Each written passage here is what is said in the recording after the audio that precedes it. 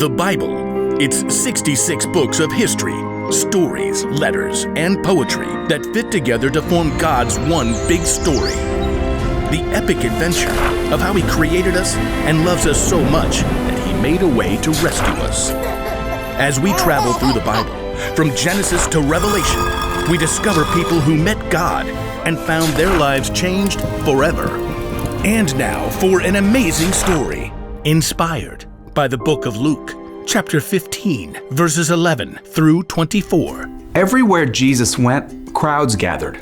Often He would heal their sicknesses, but He was more interested in healing their hearts. Blessed are those who hear God's word and obey it. Important religious leaders came to hear Jesus, but everybody else did too. Moms and dads, shopkeepers and tax collectors, misfits and other people who did wrong things. The last will be first, and the first will be last. The religious leaders were angry Jesus chose to welcome everyone. He hangs out with sinners and even eats with them. Jesus knew the hearts of the religious leaders. They believed that keeping all the rules made them closer to God than anyone else. So Jesus told them a story. There was a man who had 2 sons. Now, if Jesus were telling this story today, it might go a little something like this. They're 2 brothers. We'll call the older brother Will and the younger son Jake. These 2 young men were just a little different from each other. Father, I finished planting the barley field, cleaned out the cow stalls, and fed the goats. All before breakfast? All before breakfast. Where's your brother? In bed. Jake, come get some breakfast. Oh, is it noon yet? I'm not getting up before noon. I need you to help your brother rebuild the shed. Don't we have servants to do that? I'm tired of people telling me what to do. I want to be in charge. As Jake considered, he realized that one day when his father was gone, his older brother and he would split all of the money, and then he would be at least half in charge. Why wait? I'll just take my share now. After breakfast, Jake found his father examining the damaged shed. I want my share of your money. Well, you'll get it. One day. Nope. I want it all right now. The father studied Jake with sadness in his eyes. Then he decided to let Jake learn the hard way. All right. You can have your share. Woo-woo! So Jake took his half of the property in cash, and then he packed up and headed off to travel the world on his own terms. So long, suckers! After days of travel, Jake finally arrived in a country where the sun was warm, the breeze was cool, and the lake water was as smooth as glass. This is the life. Jake rented a beachfront villa. Dude ate whatever he wanted. Pizza for breakfast, Twinkies for lunch, ooh, ice cream for dinner. He threw huge parties and gave away lavish gifts. Oh, Jake, you're so amazing. Wow, is this the new SolarWare 2020 gaming system? Well, you can have it. I'll get another. Dude, you are the best. But soon, a famine swept the land. Food ran low. All I've got is ramen. I better go to the store.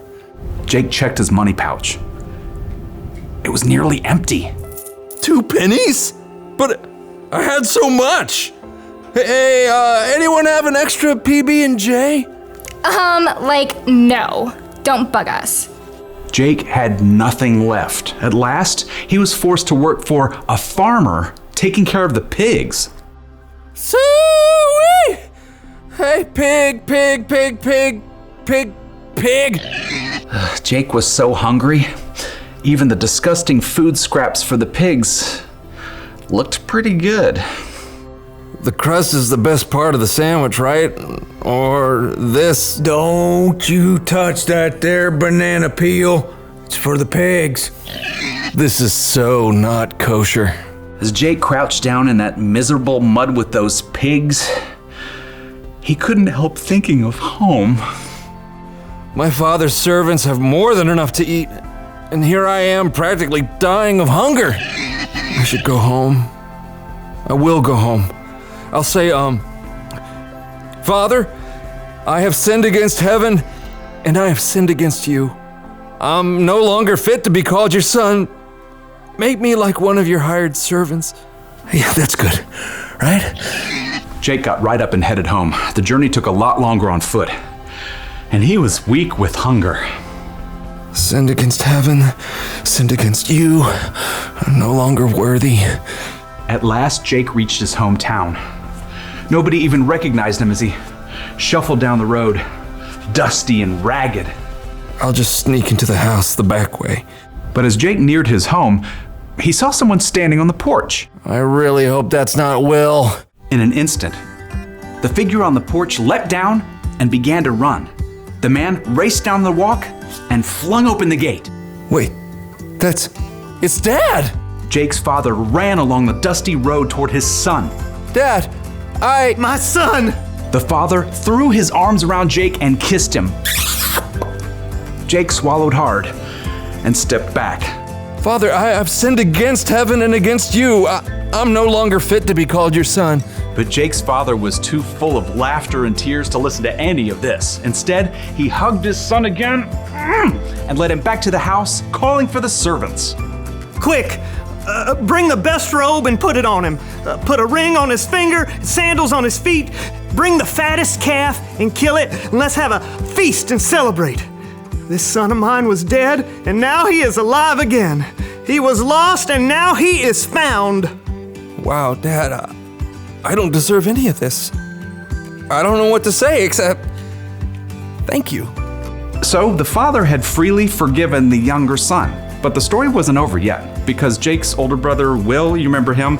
He was out working hard in the fields, and well, Will would turn out to be far less forgiving than his father.